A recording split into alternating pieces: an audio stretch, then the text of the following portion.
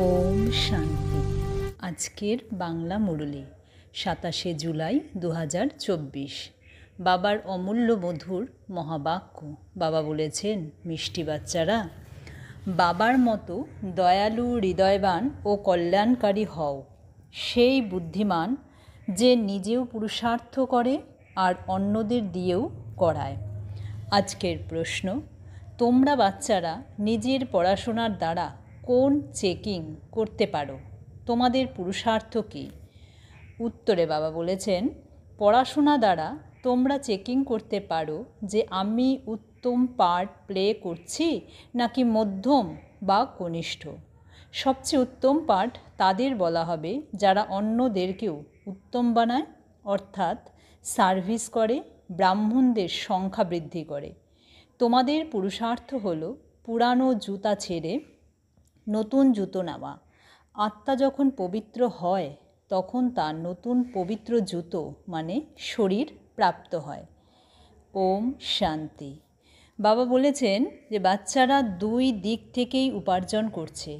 একদিকে হলো স্মরণের যাত্রার দ্বারা উপার্জন, আর অন্যদিকে হলো 84 চক্রের জ্ঞানের স্মরণ করলে উপার্জন। একেই বলা হয় ডবল আমদানি, এবং অজ্ঞানকালে হয় অল্পকালের ক্ষণভঙ্গুর সিঙ্গল আমদানি।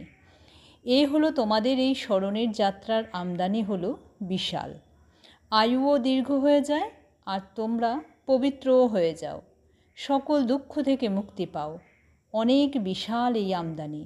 সত্যযুগে আয়ু অনেক দীর্ঘ হয়ে যায়, দুঃখের নাম নেই, কারণ সেখানে রাবণের রাজ্য নেই। অজ্ঞানকালে পড়াশোনার সুখ থাকে অল্পকালের জন্য, আর দ্বিতীয়ত পড়াশোনার সুখ শাস্ত্র অধ্যয়ন যারা করে তারা প্রাপ্ত করে। তাদের ফলোয়ারদের কিছুই লাভ হয় না, তারা ফলোয়ার্সও নয়, কারণ তারা না পোশাক মানে গেরুয়া বা সাদা বস্ত্র পরিবর্তন করে, আর না ঘর সংসার ত্যাগ করে। তাহলে ফলোয়ার্স কিভাবে বলা হবে?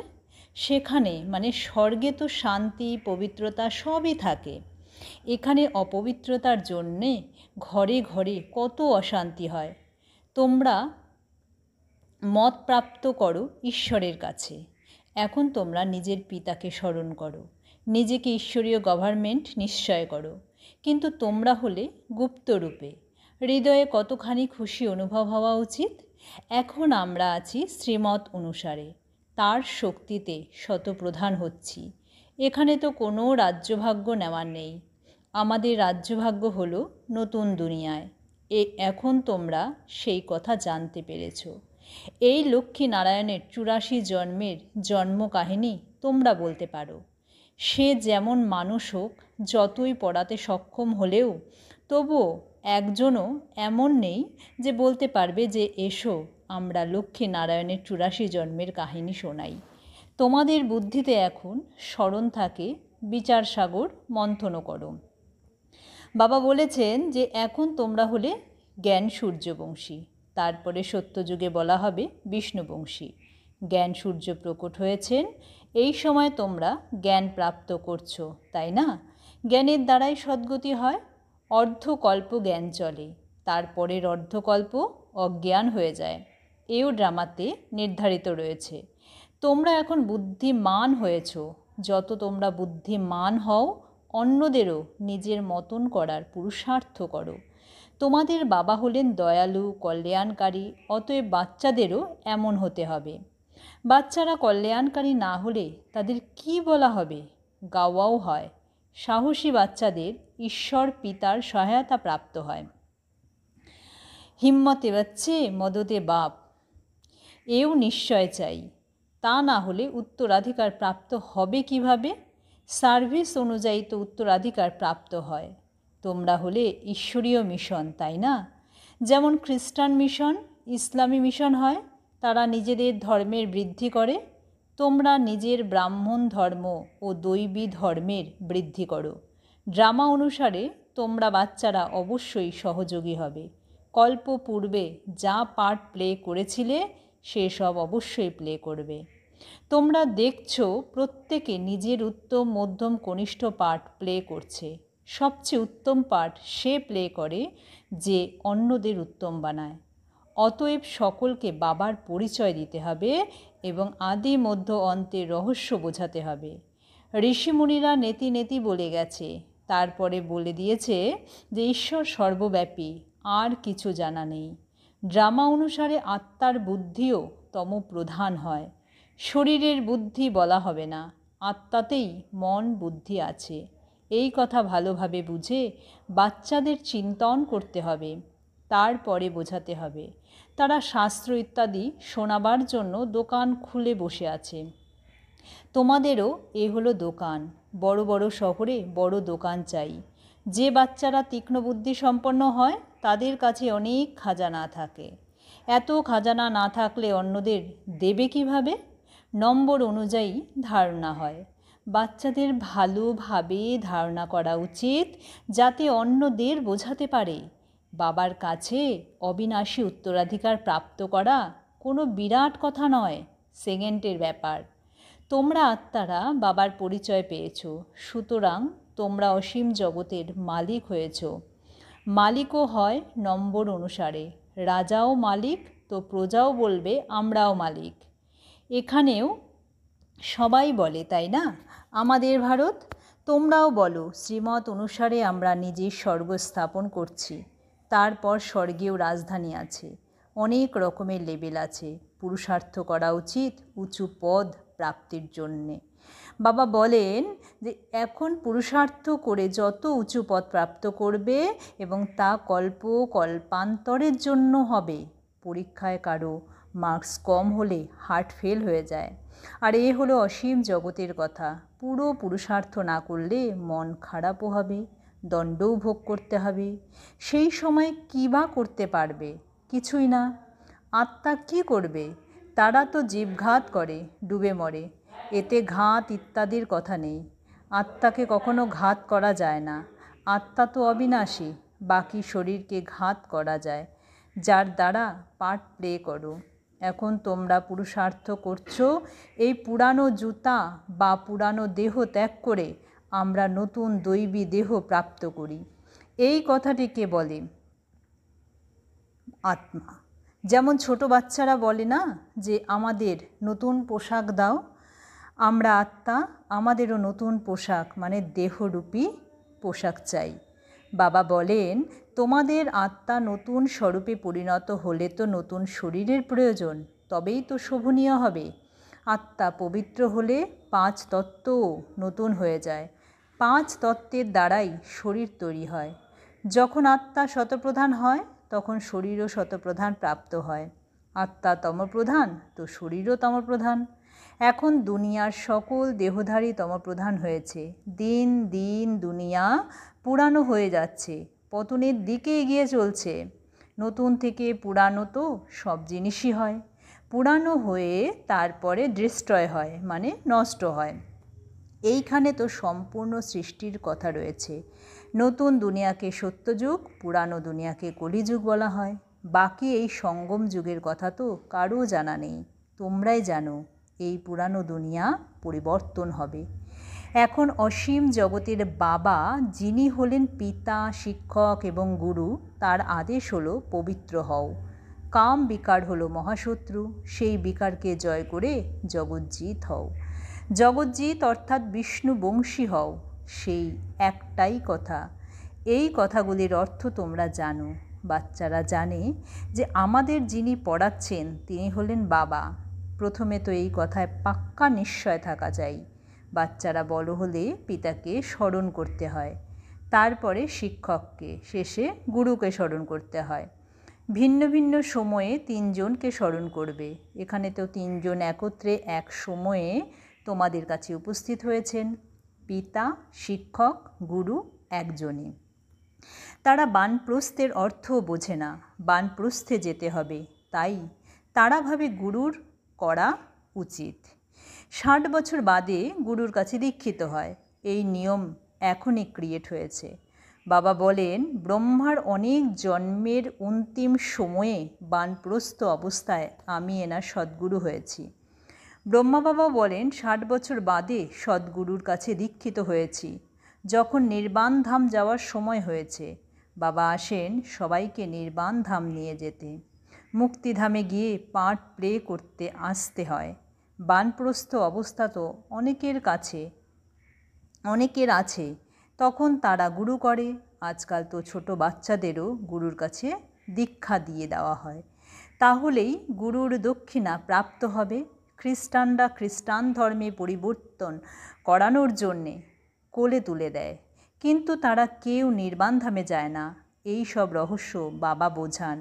ঈশ্বরের অন্তত ঈশ্বর নিজেই বলে দেবেন, আরম্ভ থেকে বলে দিয়েছেন। নিজের অন্তও বলেন এবং সৃষ্টির জ্ঞানও দেন। ঈশ্বর নিজে এসে আদি সনাতন দেবী দেবতা অর্থাৎ স্বর্গের স্থাপনা করেন। সেই থেকে এর ভারত নামটি চলে আসছে। গীতায় শুধু কৃষ্ণের নাম লিখে দিয়ে বিভ্রান্তি সৃষ্টি করে দিয়েছে। এও ড্রামা, হার ও জিতের খেলা। এতে হার কিভাবে হয় এই কথা বাবা ব্যতীত কেউ বলে দিতে পারে না। লক্ষ্মীনারায়ণও জানে না যে আমাদের পুনরায় হার হবে।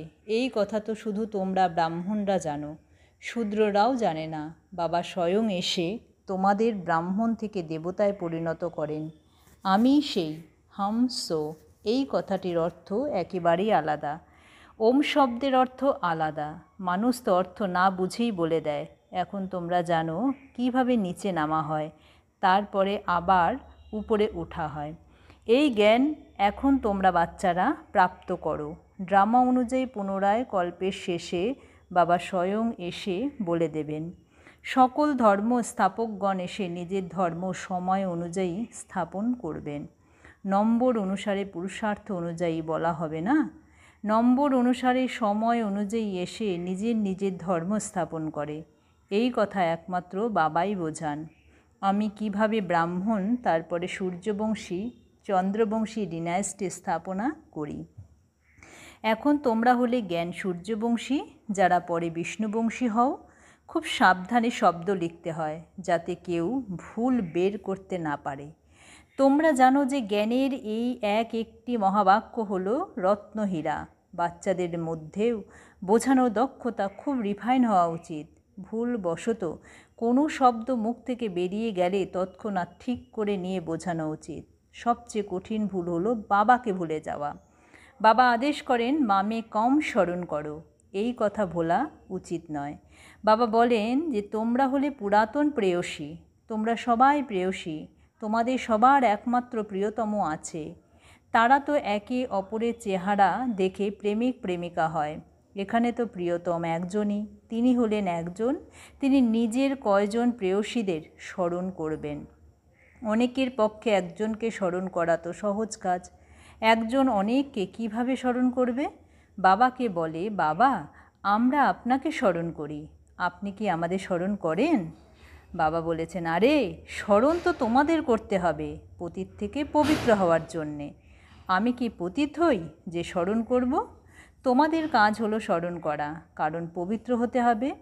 যে যত স্মরণ করে এবং ভালোভাবে সার্ভিস করে তাদেরই ধারণা হয়। স্মরণের যাত্রা খুব কঠিন, এতেই যুদ্ধ লেগে থাকে। এমন নয় যে তোমরা 84 চক্র ভুলে যাবে। তোমাদের কান স্বর্ণপাত্র সম হওয়া উচিত। তোমরা যত স্মরণ করবে ততই ভালো রকম ধারণা হবে, এতেই শক্তি থাকবে। তাই বলা হয় স্মরণের শক্তি চাই।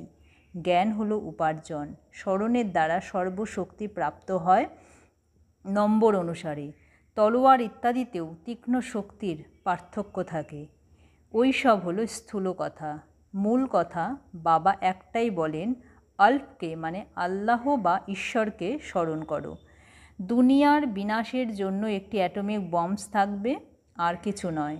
তার জন্য না সেনাবাহিনী চাই না ক্যাপ্টেন। আজকাল তো এমন তৈরি হয়েছে যে দূরে বসে বম্বস ফেলবে, তোমরা এখানে বসে বসে রাজ্য প্রাপ্ত করো। তারা ওইখানে বসে সবার বিনাশ করবে। তোমাদের জ্ঞান ও যোগ তাদের মৃত্যুর সামগ্রী দুটোই সমান হয়ে যায়। এও হলো খেলা। অভিনেতা তো সবাই, তাই না? ভক্তি মার্গ পূর্ণ হয়েছে। বাবা নিজে এসে নিজের এবং রচনার আদি মধ্য অন্তের পরিচয় দেন।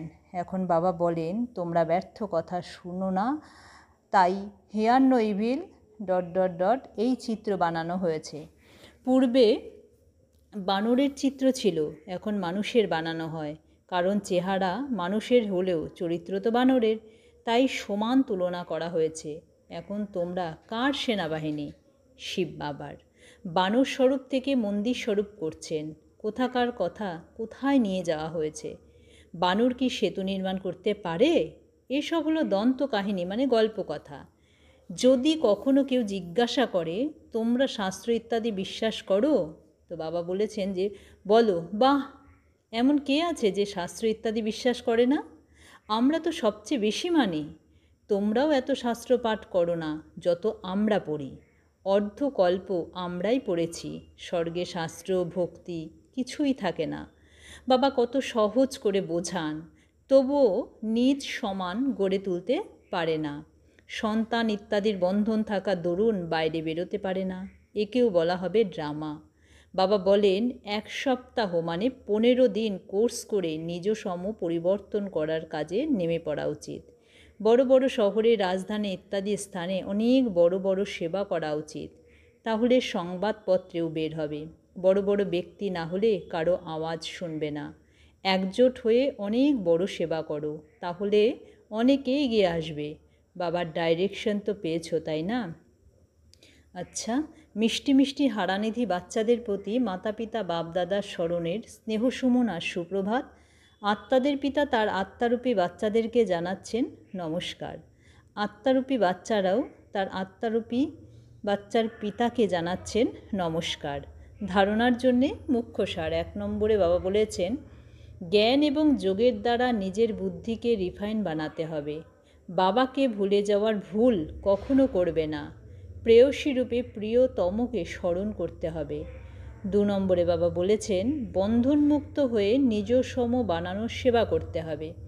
উচ্চ পদের প্রাপ্তির জন্য পুরুষার্থ করতে হবে। পুরুষার্থের বিষয়ে কখনো হতাশ হবে না।